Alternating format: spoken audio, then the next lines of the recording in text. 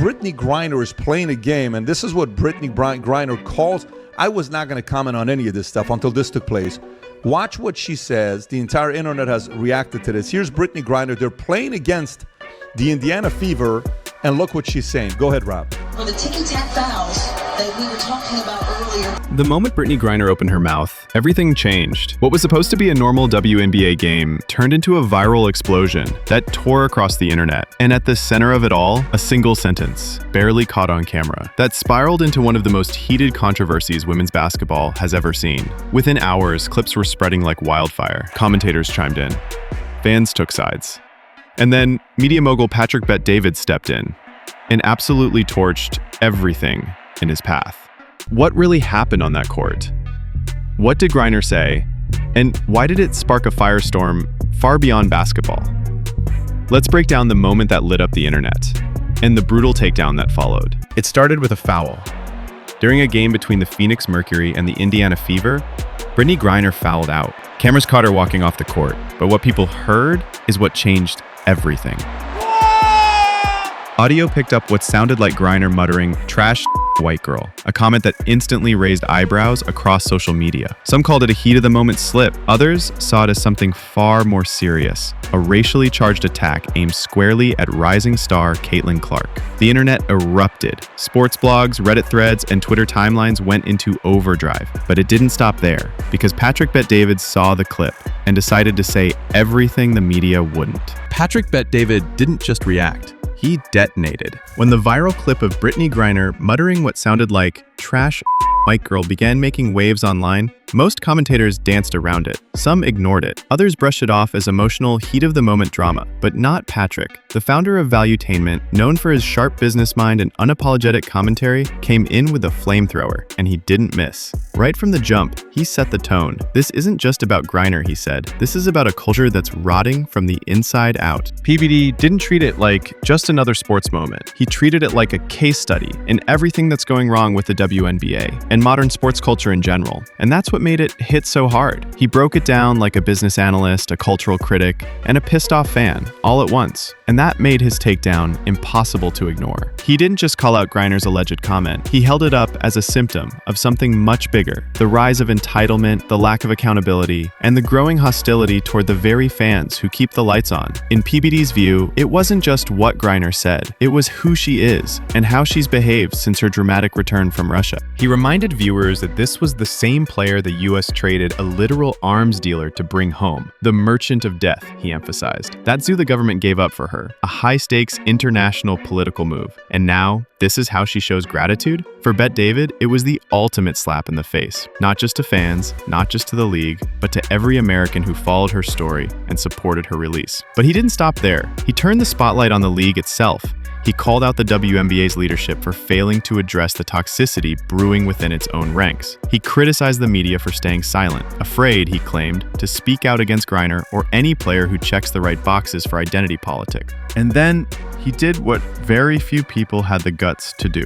He said the quiet part out loud. Griner isn't being held to the same standard, he argued, because today's sports media is more interested in skin color and narrative than in truth and accountability. He accused mainstream commentators of protecting players like Griner, Angel Reese, and others, not based on performance, but because calling them out would risk backlash from the Twitter mob. To Bet-David, that silence is complicity, and he wanted no part of it. The way he saw it, someone had to say it. Someone had to look past the PR spin and viral hashtags and just call bullshit. And he did. With the intensity of a man who's had enough, PBD ripped through the double standards, the fake outrage, and the self-destructive mindset infecting the league. He even pulled up stats, not just opinions. He showed exactly how the league is being carried by one player, Caitlyn Clark, while the others are busy complaining or playing the victim. And yet, Griner and her peers are the ones getting media protection? For millions of viewers, it was a breath of fresh air. For others, it was controversial. But for Patrick Bet-David, it was necessary. Because in his eyes, the WNBA isn't just fumbling a moment of opportunity, it's setting fire to the only only lifeline it's ever had. And that, he warned, is a mistake the league might not recover from. What started as a typical foul spiraled fast, and the media helped fan the flames. After Angel Reese shoved one of Clark's teammates, and Caitlyn responded with a foul of her own, the incident should have ended there, but it didn't. Instead,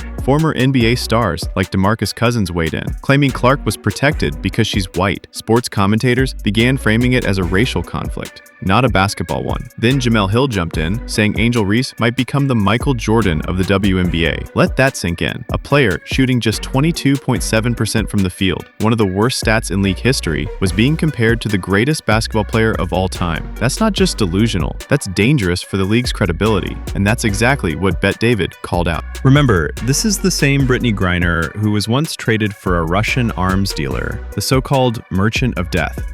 The U.S. government made global headlines to bring her home.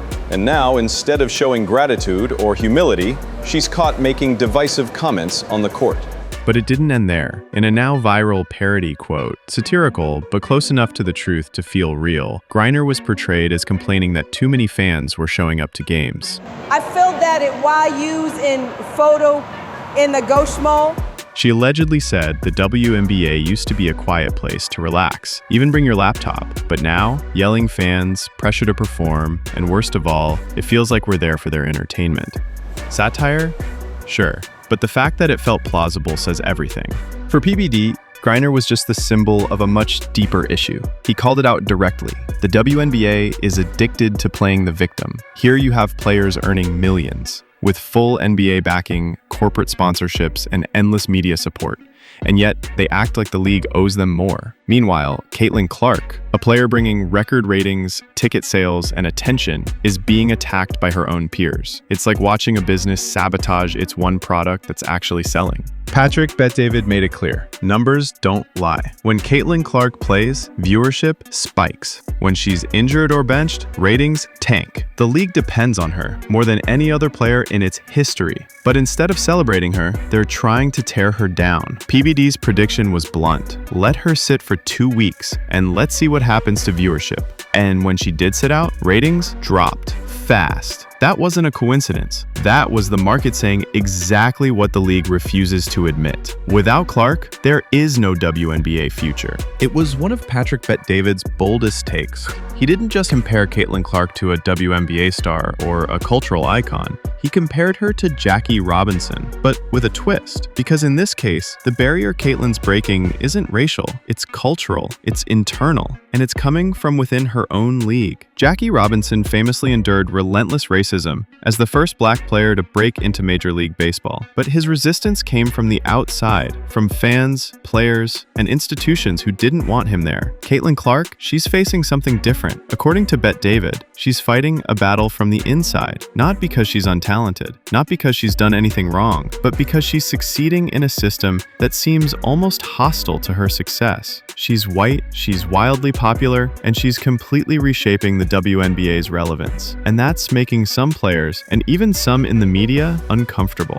Think about how insane that is. Clark's rise should be unifying. She's bringing in sold-out arenas. Television ratings are at an all-time high. Sponsorships are pouring in. Casual fans are finally caring about women's basketball. But instead of being embraced, she's being targeted, criticized by fellow players, mocked by commentators, and dissected through a racial lens she never asked to be part of. PBD's comparison wasn't about race. It was about resistance. Jackie Robinson had to prove he belonged while enduring hate from outsiders. Caitlyn Clark is having to prove she belongs while being attacked by her own teammates, opponents, and even commentators who can't seem to tolerate the fact that a white woman is becoming the face of a predominantly black league. The backlash has been relentless. She gets elbowed, shoved, and hard fouled on court, and then told she's soft for reacting. She's been accused of getting special treatment, of not being black enough to understand the game's culture. Even ESPN analysts have gone as far as saying that certain black voices should matter more than hers, simply because of who she married,